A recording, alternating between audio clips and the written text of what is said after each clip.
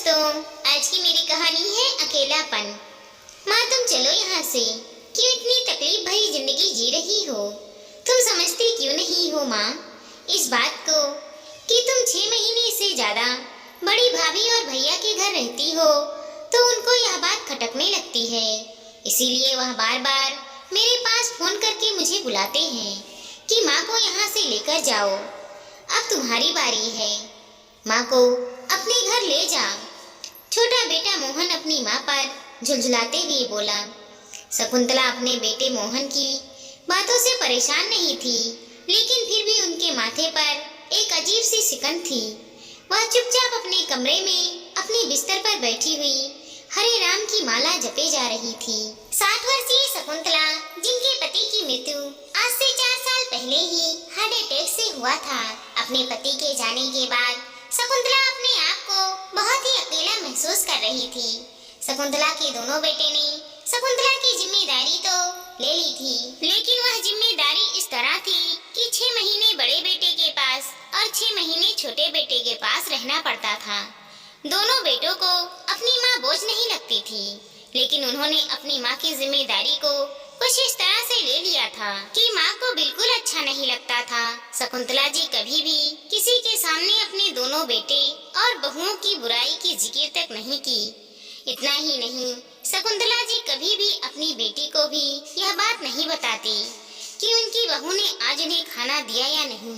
वह तो हमेशा यही कहती थी कि बेटी, मुझे तो अपनी पूरी जिंदगी अपनी बहू और बेटे के साथ ही रहना है, अच्छी है बुरी है जैसी भी है, अब मेरे बेटे बहू को ही मेरा भविष्य देखना है।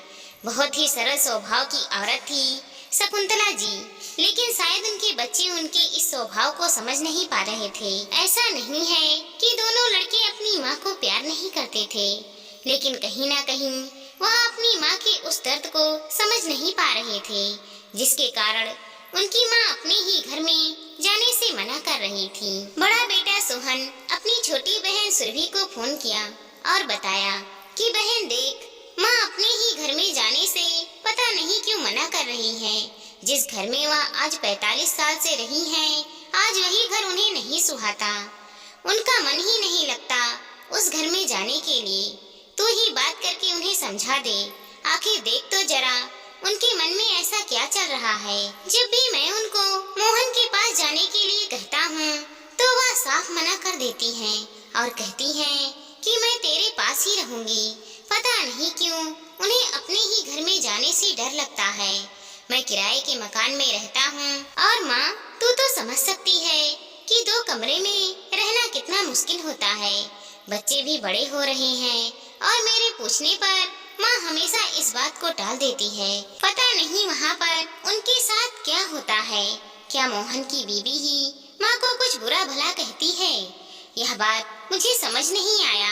सुरभि, एक तू ही है जिससे माँ दिल की बात कहती है, तू ही पूछ कर बता दे।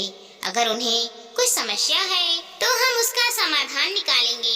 सुरभि ने अपने बड़े भाई सोहन से कहा। हाँ भैया, मैं बात करती हूँ माँ से, और फोन रख दिया। अगले दिन सुरभि ने अपनी माँ को फोन लगाकर कहा, माँ कैसी हो, क्या हाल चाल है तुम्हारा? अब तो 6 महीने हो गए, अब तो तुम्हें छोटे भाई मोहन के पास चले जाना चाहिए। फिर शकुंतला जी बोली, कौन से बेटे ने तुझे फोन किया था? क्या मैं अब सब पर बोझ बन गई हूँ? सुरभि बोली, नहीं नहीं माँ, मुझे किसी ने फोन नहीं किया था, मैं तो बस पूछ रही हूँ, क्योंकि भाइयों ने अच्छे तरीके से अपनी जिम्मेदारी को निभा रहे हैं। ना तो छोटे वाले भाई को बुरा लगे, ना ही बड़े वाले भाई को, इसीलिए मैंने पूछ लिया। आप बताओ माँ, आपको कोई दिक्कत है छोटे भाई मोहन के पास रहने में? तो मैं बड़े भैया से बता देती हूँ और आप वहीं पर आराम से रहो। शकुंतला जी अपनी बेटी सुरभि से बोली, काश तुम बच्चे मुझे समझ पाते, अपनी माँ के दर्द को समझ पाते।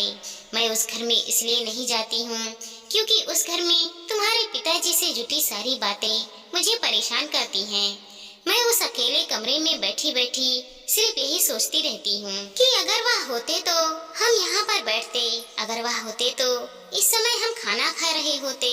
जब शाम हो जाती तो हम उनके साथ शाम को सैर के लिए बाहर चले जाते। बस हमेशा तुम्हारे पिताजी ही मेरी नजरों के सामने आते रहते हैं। मेरा बिल्कुल भी मन नहीं लगता अब उस घर में। इतना कहते कहते शकुंतला की आंखों से आंसू बहने लगे और रोते रोते उसने फोन काट दिया। बेटी माँ के मन की परेशानी समझ गई थी। फिर उसने तुरंत अपने बड़े भाई मोहन के पास फोन मिलाया और जो माँ से बात की थी वह बात भाई को बता दिया। सोहन ने कहा, सुरभि, तूने तो यह बहुत अच्छा काम किया। हम माँ के दिल की बात ही तो नहीं समझ पा रहे थे, जिसके कारण पता नहीं हम कब से अपनी माँ पर अत्याचार कर रहे थे। और यह अत्याचार और नहीं होगा। माँ जब तक रहेगी मेरे साथ ही रहेगी। इतना कहकर मोहन ने फोन रख दिया और सोहन को कहा कि मोहन, अगर माँ का मन नहीं है उस घर में जाने का तो माँ कभी भी उस घर में नहीं जाएगी। सुरभि और माँ के बीच की बातों को मोहन ने अपने भाई सोहन को भी बताया, जिससे सोहन भी सहमत हुआ और उसने कहा कि सोहन भैया, आप किराए के घर में रहते हो, बल्कि मैं अपने ही घर में रहता हूँ। आपकी कमाई कम है तो जितना बन पड़ेगा आप मुझे अवश्य बताइएगा। थोड़ी थोड़ी सहायता करके हम दोनों भाई मिलजुल कर लेंगे। सोहन और मोहन के बीच में प्यार का और गहरा रिश्ता हो गया। मोहन की माँ जब तक जिंदा रही, मोहन अपने पास अपनी माँ को खुशी खुशी रखता था। दोस्तों, माँ बाप अपने बच्चों पर कभी भी बोझ नहीं होते, लेकिन बच्चे बड़े होकर अपनी जिम्मेदारियों से पीछे हटने लगते हैं। लेकिन ऐसा नहीं होना चाहिए। माँ बाप अपने बच्चों को जन्म देते हैं, पाल पोस कर बड़ा करते हैं। किस दिन के लिए कि बुढ़ापे में हमारे बच्चे हमारा सहारा बने, ना कि उन्हें परेशान करे, दुख दे, उन्हें तकलीफ दे।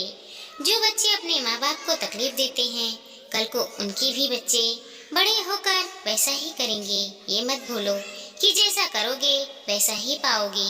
इसीलिए अपनी जिंदगी में हमेशा खुश रहें और अपने माँ बाप को भी खुश रखें, क्योंकि संघर्ष से ही गुड़ आता है और संघर्ष से ही गुड़ जाता है। दोस्तों, हमारी इस छोटी सी कहानी को लाइक करें, शेयर करें और चैनल पर नए हैं तो सब्सक्राइब करें। साथ ही साथ मिलते हैं अगले वीडियो के साथ। तब तक के लिए धन्यवाद दोस्तों।